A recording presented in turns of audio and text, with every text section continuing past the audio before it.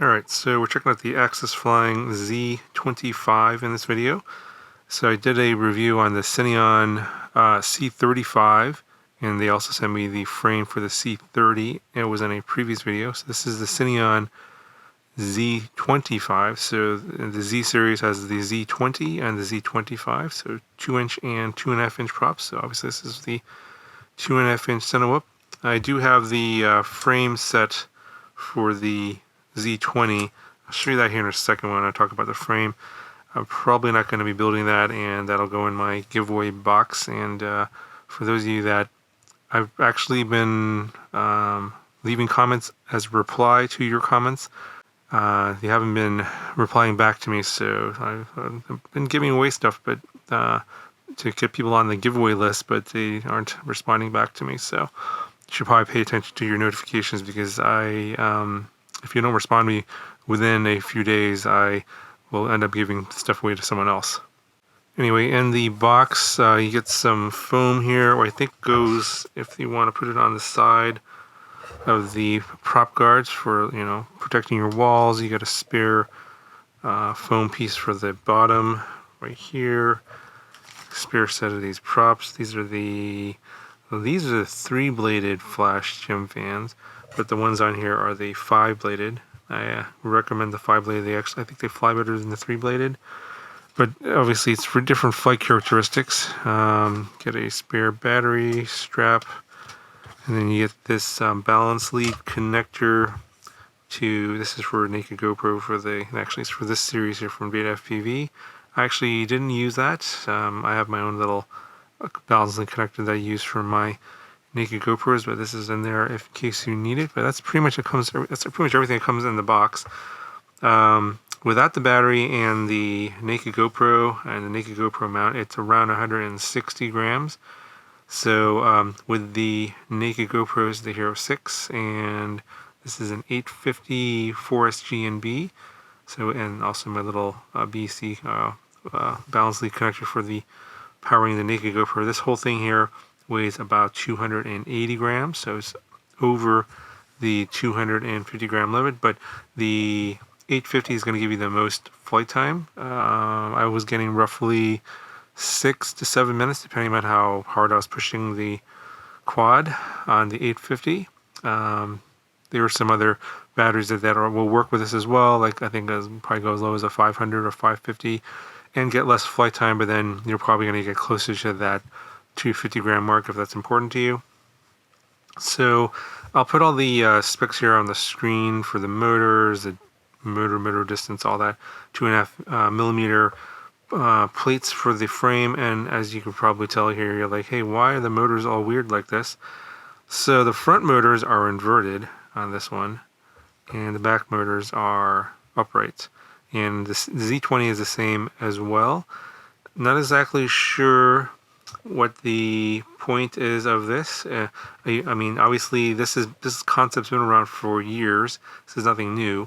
If you have the prop in the back a little bit offset from the prop in the front, so it's a little higher, then when you're moving forward, there's a little bit less of the prop wash from the front prop going into the back prop. So it does provide a little bit more stability, especially if you're going faster. And I did notice that on this one. It's not a huge noticeable difference, like, oh, if you don't have this setup, it's going to fly like complete trash, and if you fly like this, it flies amazing. It's nothing like that. It's a very subtle difference. It does seem to track a little better. Now, this one had no PID tune on it whatsoever, so this stock Betaflight PIDs, I think, is on 430, 431.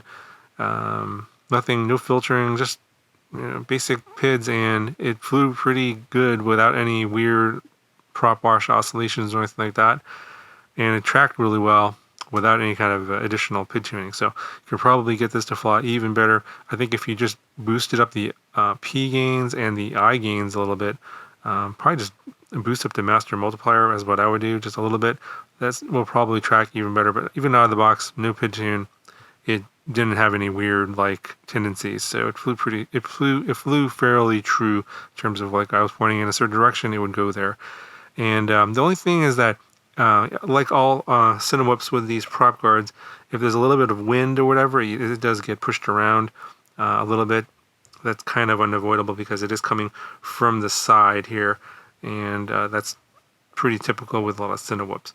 But in terms of the frame, you get this sort of top plate and this bottom plate here like this to offset the motors, and I'll just show you here how this works with this is the Z20 frame. So they have it sort of like this. So instead of, normally you'd have just one plate, and then the motor, like for example on the pusher, all the motors would be inverted, and then if it was an upright, all the motors would be upright. But in this case, they have done this split design here. So that will obviously give you a little bit more weight in terms of the extra carbon. Not sure how much more that would be, because you still have to have a bottom plate to protect the bottom if it's inverted. But it is there a little bit, but that does also help with the durability, I think.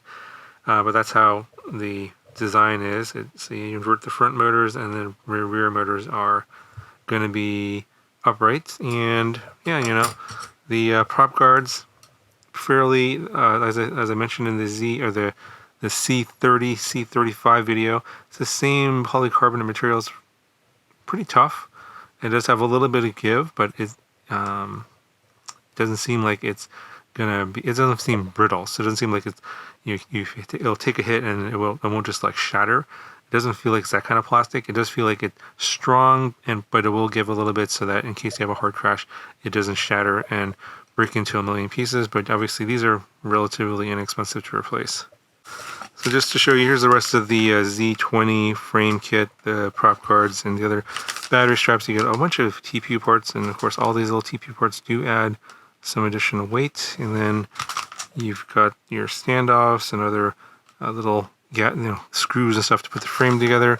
And of course the top and the bottom plate, 2.5 millimeters thick, and T700 carbon. So the motors on here are these C145, and they're actually AXISFLYING branded. So that's a 1405 size motor, 4500 kV on the 2.5-inch Z25. On the Z20, it's a 1305 motor, or a C135 motor, and that one is 5500 kV on the 2-inch prop. So this one comes with the, I guess the formerly known as Vista, now known as the RunCam link, and you can kind of see it's buried there.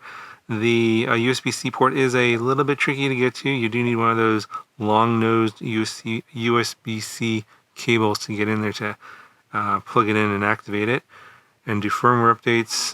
The micro USB port for the flight controller is right there. And that's fairly accessible. It's not blocked or anything like that. It's an F411, and these have 20 amp 4-in-1 ESCs. And of course, this being all RunCam, this is the new RunCam Wasp camera for the 120 frames per second and the 4:3 video mode. So mine did not come with a receiver, so the receiver goes in the back here, and it comes with a little plug. I soldered on, and this is the new Foxeer. I guess it has the flat antenna, and so it's not the best installation. I just sort of soldered it on like that and then just stuck it into this little TPU part here.